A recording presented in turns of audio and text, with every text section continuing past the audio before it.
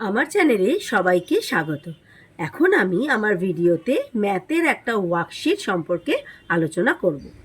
1 নম্বর question, বড় সংখ্যায় গোল করো। এখানে আমি আগে থেকেই প্রত্যেকটা সংখ্যায় কিন্তু একক দশক আমি লিখে রেখেছি যাতে ভালো করে বোঝানো যায়। এখানে প্রথমটা দেখি কি কি সংখ্যা আছে। 2 10 7 27 আর 4 10 8 48। তাহলে কি বাচ্চারা কি করে বুঝবে কোন সংখ্যাটা বড়? আমরা করব কি না, দশকের যে সংখ্যাগুলো আছে, মানে 48-এর 4টা হলো দশক আর 27-এর 2টা হলো দশক। এই দশকের সংখ্যাগুলো দেখব কোনটা বড়। এই 2 আর 4-এর মধ্যে যে সংখ্যাটা বড় সেটা আগে আমি চিহ্নিত করব। তাহলে 2 আর 4-এর মধ্যে দেখি 1 2, তারপরে 3 4, 4টা পরে বলছি, তাহলে 4টা বড়। তাহলে 4টা যেহেতু বড়, তাহলে 4 10 8 48টা বড় আর 2 10 7 27টা ছোট। তাহলে বড় সংখ্যায় গোল করতে বলা হয়েছে, তাহলে 48টা হলো বড় সংখ্যা। এবার দেখি 4 10 6 46, 1 10 7 17। এবার দশকের ঘরে 17 দশকের ঘরে 1 আছে আর 46-এর দশকের ঘরে 4 আছে। 4 আর 1-এর মধ্যে কোন সংখ্যাটা বড়? 4 বড়, কারণ 1 অনেক আগে হয়ে যাচ্ছে। 1 2 3 4, 4টা অনেক পরে হচ্ছে। তাহলে যেহেতু পরে হচ্ছে, 4 10 6 46টা বড় আর 1 10 7 17টা ছোট। তাই এটা সার্কেল করলাম। 5 10 2 52, 6 10 6 66।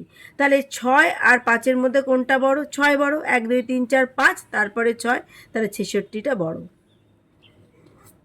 এবার আসছে 7 10 8 78 আর 3 10 9 39। তাহলে এখানে দশকের ঘরে 3 আছে আর এখানে দশকের ঘরে 7 আছে। 3 আর 7-এর মধ্যে 7টা বড়, কারণ 1 2 3 4 5 6 7। 7টা অনেক পরে বলছি, তাই 7টা বড়, তাই 78টা গোল হবে।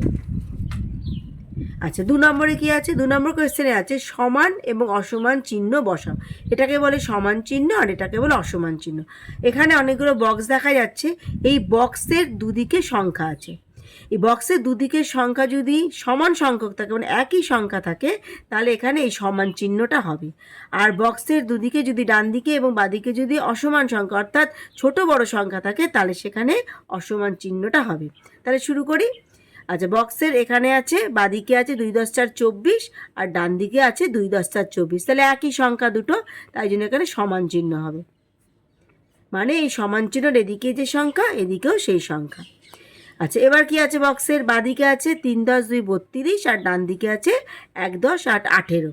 তাহলে 18টা ছোট সংখ্যা আর 32টা বড় সংখ্যা, তাহলে এটা অসমান সংখ্যা, তাই জন্য এটা হবে অসমান চিহ্ন।